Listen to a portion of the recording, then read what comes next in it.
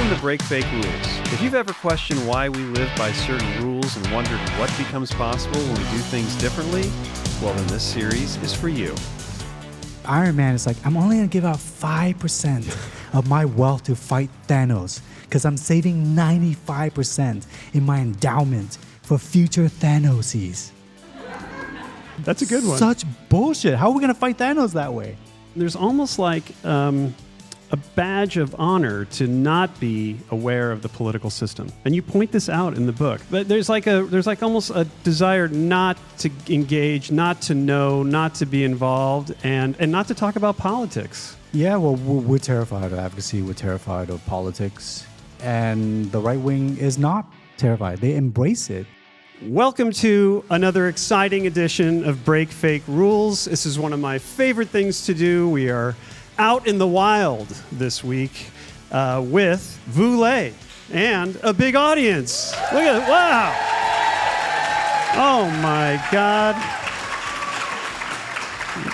We practiced that for like an hour, so I think it went really, really well. Don't you, Vu? Yeah, I'm just mainly here for the free food. Oh, yeah. Yeah, I've heard about that. I've heard that you do that in some shoots. You like to get the free Well, food. I mean, this is what happens when you train nonprofit leaders by giving them tiny amounts of money. We start stealing stuff to survive. I think Glenn. they call it absorptive capacity. Yeah, I mean, we're trying to lower overhead. Right. Right? Food is overhead, so we're going Right. to try to lower that. Well, we are a foundation here, so I appreciate you doing that. Yeah, I was Thank at the Stupsky Foundation. You had like the best snacks. Yeah, we do. Well, we are so excited to be here. We are in Seattle. In case you haven't already seen it or read it or heard about it, Vu has a brand new book out. Would you call it brand new? Where are we now? 8 months out? 6 months, yeah.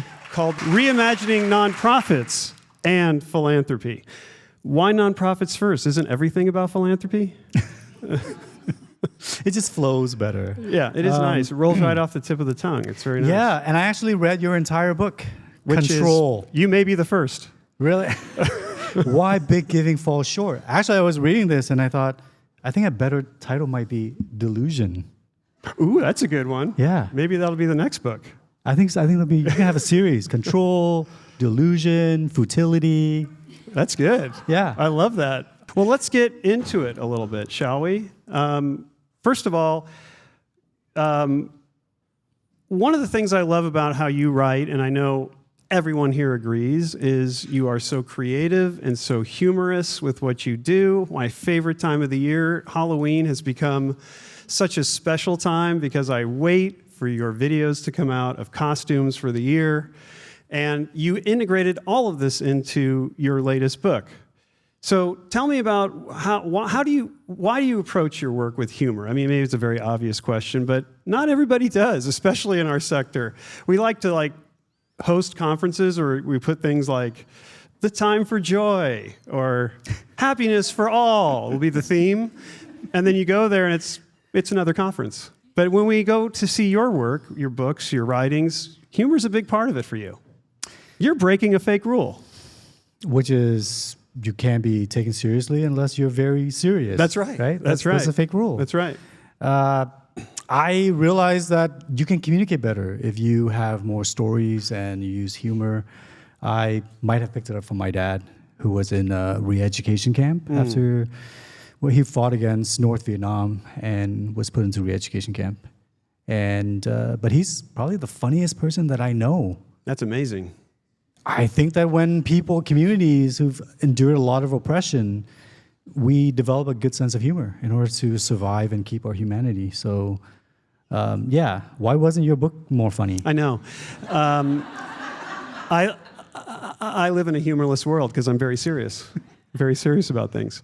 But we tried. We sprinkled some in there. What I do at that point in the book is kind of pivot us over to the wall that donors and presidents and CEOs of foundations build around ourselves so as to protect our control and prevent anyone from coming in to that area.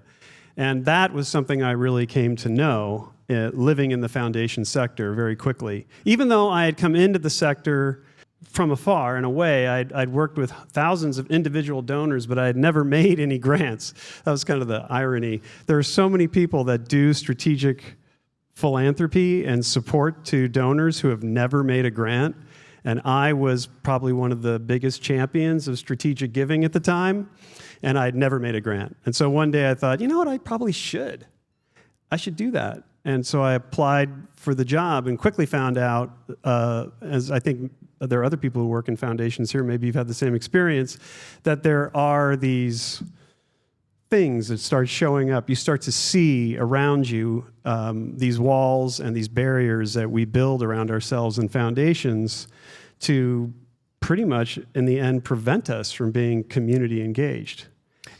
Yeah, actually, it was illuminating reading this book, because I've never been behind that wall before. Right, no one would invite me because I tend to steal snacks. Well, that's why we have the walls. Yeah. And it was actually very interesting just reading what the trustees were thinking, because I think many of us who've never been in those areas, we think of trustees as like these druid-like figures with cloaks in the forest, like dancing around a campfire, chanting, maybe scattering some chicken bones. It's amazing how accurate you are. Right.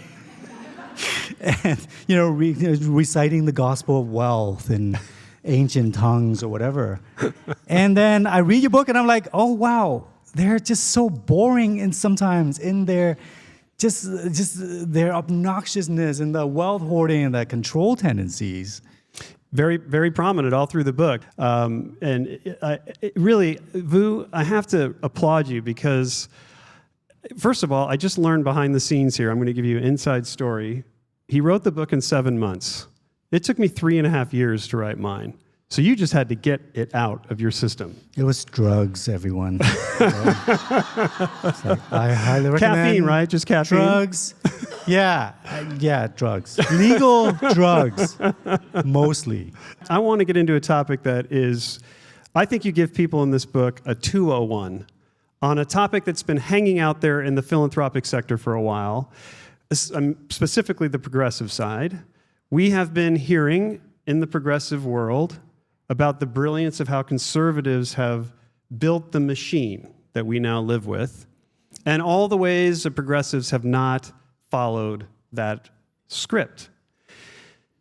There's some good stuff out there. You take it up another level. You get the whole thing in there in about 15 pages, and it's outstanding. So let's talk about that. Because in between, I think, the hiring practice chapter and the office culture chapter, you throw in this huge, we've got to do something about politics and fascism. So let's talk about that. Take us through that. What is your thinking on this one? Because I know this is a big area that you are really focused on. I've benefited greatly from hearing you on this. Yeah, well, all the things that we complain about philanthropy, and we say like foundations are not effective, philanthropy is not effective. That's not true. It's progressive leaning philanthropy is not effective, because conservative funders have been extremely effective for like 4 decades now. And we're still here scrambling on to do stuff, to catch up. Like trust-based philanthropy, for example, which I love. And you cite one of my friends, Pia Infante, in your book a couple times. And like trust-based philanthropy is about trusting your grantees, taking lead from the community, general operating funds, and so on. But trust-based philanthropy is something that conservative movements have been doing for like 4 decades. Right. So there's really no surprises for why they've been so effective. We know why conservative movements have been so effective over the past several years. Like they fund these 5 key areas. They build institutions. So they have the Heritage Foundation, the Cato Institute, Turning Point USA, and et cetera. And they have these strong institutions. Yeah, because they fund 20 years at a time. 20 years at a time. We are over here falling on the ground, kissing your feet if we get like a 3-year grant. That's a lot of years. Yes. 3 years, we're like, oh my God, 3 years. It's like 20 years for conservatives. They also fund, they're not afraid of politics. They will fund to get conservatives elected. Like Moms of Liberty, funding like at all levels, school boards, all the way up, right? They control the judiciary. The largest political gift in U.S. history was $1.6 billion.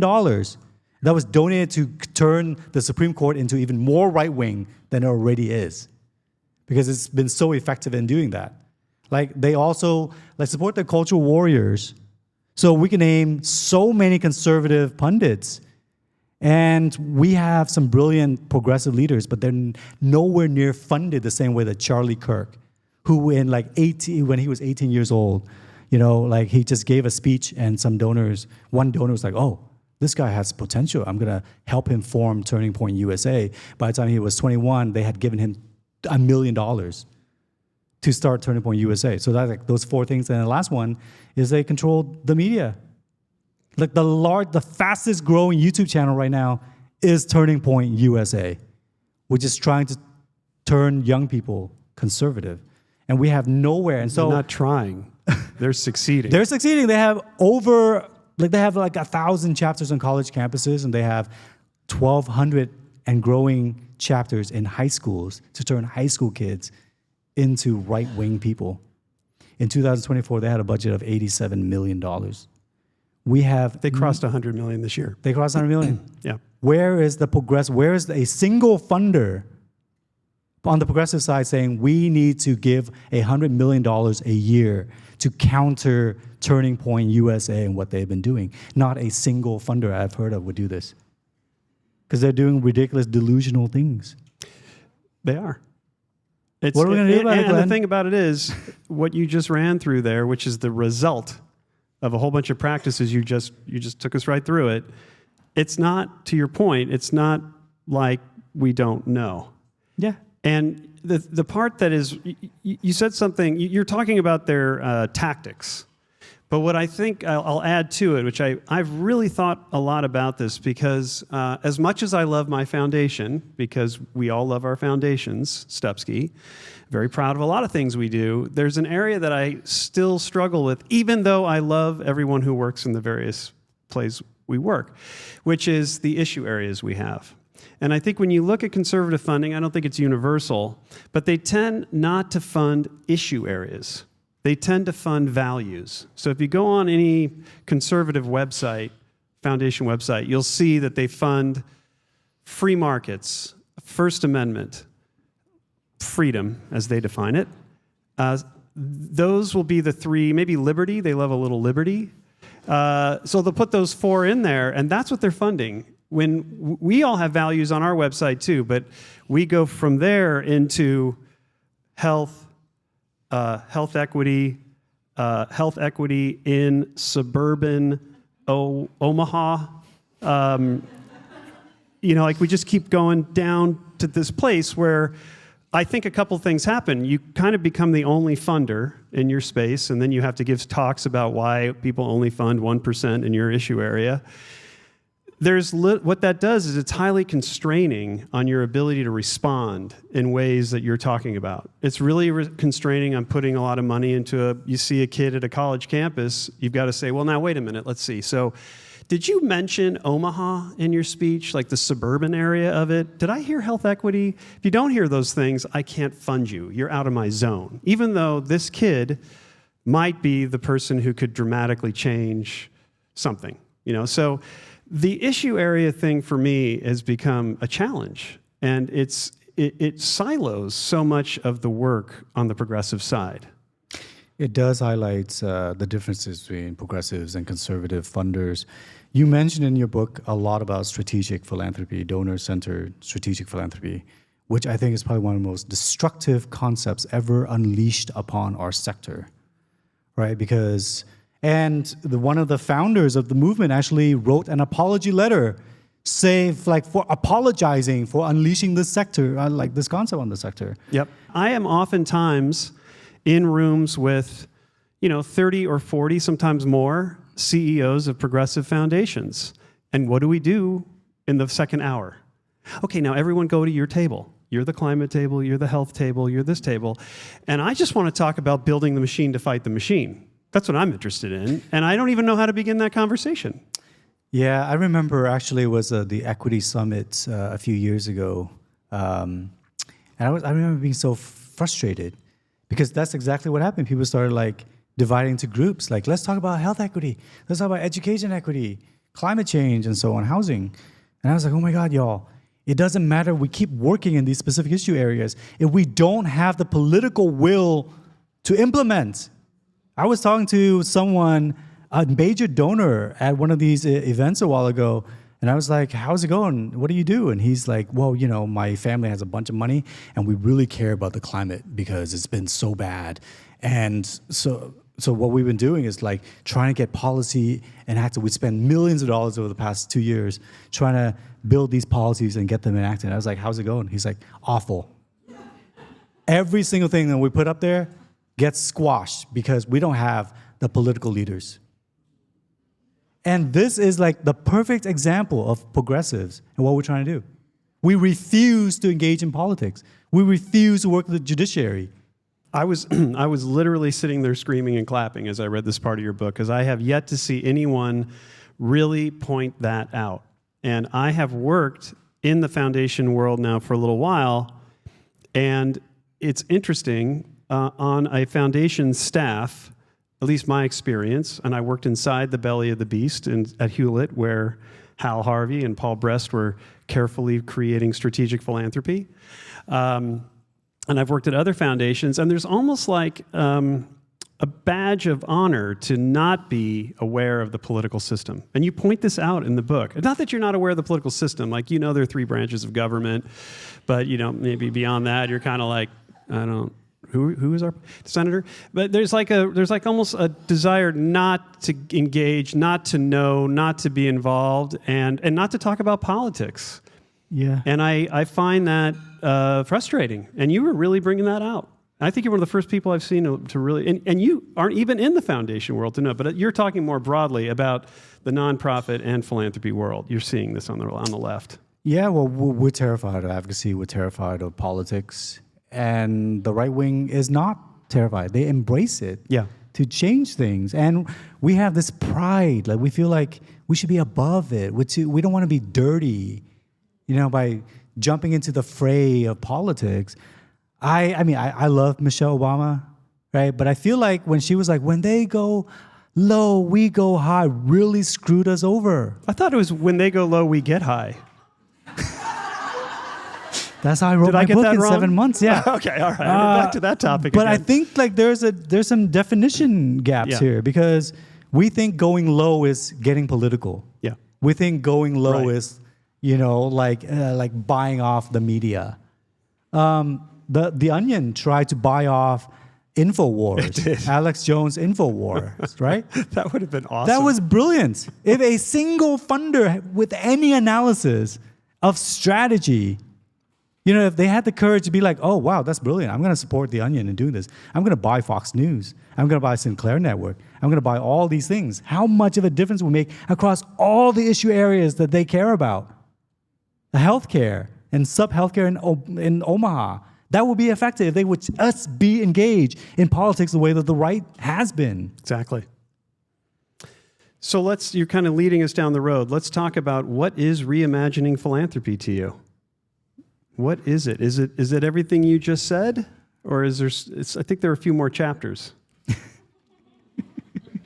I just think about like how we have been, like our imagination has been suppressed. We can't imagine. And you point this out in Control as well, which is that you feed people tiny crumbles, then all these nonprofits develop this learned helplessness. And we can no longer imagine solving these issues. We don't dream big anymore. We don't ask for enough anymore. You give us crumbs, we expect crumbs. We can't even imagine anything else. We've lost the ability to imagine and to dream and to plan. And we think that the world is always going to be shitty, and our job is to make it 10% less shitty every year. Yeah. and I think about like, what does it, like, we need to reimagine, we need to reclaim our imagination, not just about our sector, but about the entire world, right? An example is like defunding the police a while ago. We were talking about defunding the police, and many people in the sector did not go for it. They were like, I don't understand. Who would we call if there's a crime? Who are we going to call who will show up 30 minutes later to take notes? like, you just can't imagine a world where it's so safe and people have what they need, Right. so that we don't need the police anymore. That's the punchline, right? Yeah. Right. And so we've lost that. But also, like, I agree with you that we also need to change, because we've built this attitude of gratitude into fundraising. Yes. We were expected to become grateful, and we like it because it rhymes, attitude of gratitude. But it's insidious. It's insidious, and we don't think about how insidious it is. We are told that this donor-centric model is what we should be doing because it works. It works because it centers the feelings and the visions of donors. The vision. We're supposed to treat them like heroes Exactly. and put them on pedestals. And so we're supposed to use the word "you" 20 times in every appeal letter. You did this because of you. We couldn't have done this without you. Just constantly youing here. And I kind of liken this donor-centered model to like husband-centered marriages. Could there be a relationship? Like, I've been a husband before, and I would love it every single time I did the dishes or something, my partner writes me a handwritten thank you note. Like, dear Vu, you did this because you loaded up the dishwasher. Our family is stronger. Our community is better because of you. Please come to this exclusive wine and cheese event for amazing husbands like you. That never happened? I would love that. That would be nice. Right? I'd be more likely to do the dishes. But is that what a good marriage looks like? No. They should be thankful for one another, but like, one person should not be expected to run after and suck up to the other one constantly. But that's what we've been trained to do. And that's at the heart of reimagining philanthropy, is the partnership, the actual true partnership, the end of the patriarchy, the end of the dominance, the end of white saviorism, all these things you're equating with where we are today, that comes down, and you end up with a more even partnership. Yeah. Well, I mean, if we really go far enough, I mean, it is the end of our sector in some ways. Yeah. The end of philanthropy. Yeah. In some way, the way that we conceive of it right now, Exactly. where rich people hoard money, avoid paying taxes, and a lot of wealth in this country is from inequitable means like slavery, stolen indigenous land, worker exploitation, environmental degradation, tax avoidance, colonialism. Good thing it's not happening imperialism. anymore. Right. That's all been the past. We're just dealing with the legacy now, right? Right. So I Because was, according to the Supreme Court just last week, all these things are over with. So it's good. Nice job, everyone. yeah, it's so great. So I don't know. What do we do, Glenn? Well, let me bring us to wrap here. I'm going to ask you what we ask all the guests here on Break Fake Rules, which is, what is the number one fake rule you want to see the sector break now?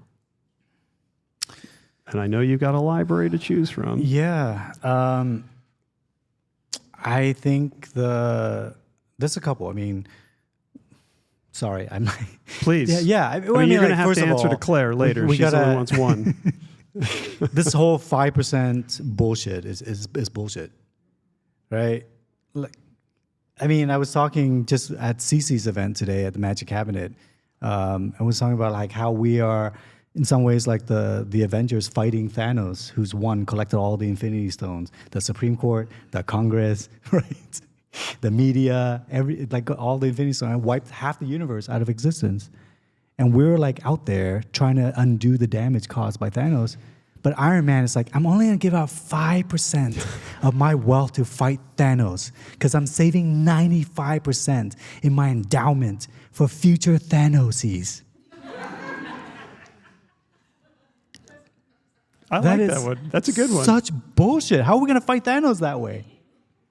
Right? And the other one, I guess, is Because, by the way, Iron Man wants to live forever. yeah. He's figured it out. If he only expends 5%, he can earn the 5% back every year, and he can live forever and ever to fight Thanos forever. Delusion. And of course, the other one is like, we cannot engage in politics. I think we must engage in politics. Maybe, yes. I agree. And you need to teach the course. You should teach that course. Sure. Let's get going. Let's get these people educated, and let's go.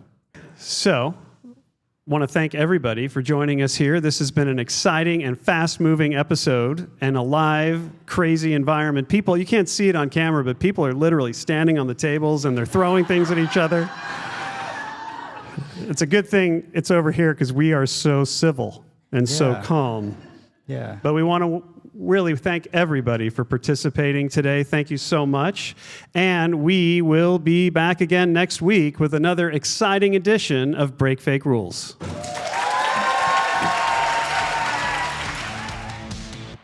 Thank you for tuning in to Break Fake Rules. Subscribe to the Stupski Foundation YouTube channel to watch videos of each episode. And join the conversation with me on LinkedIn.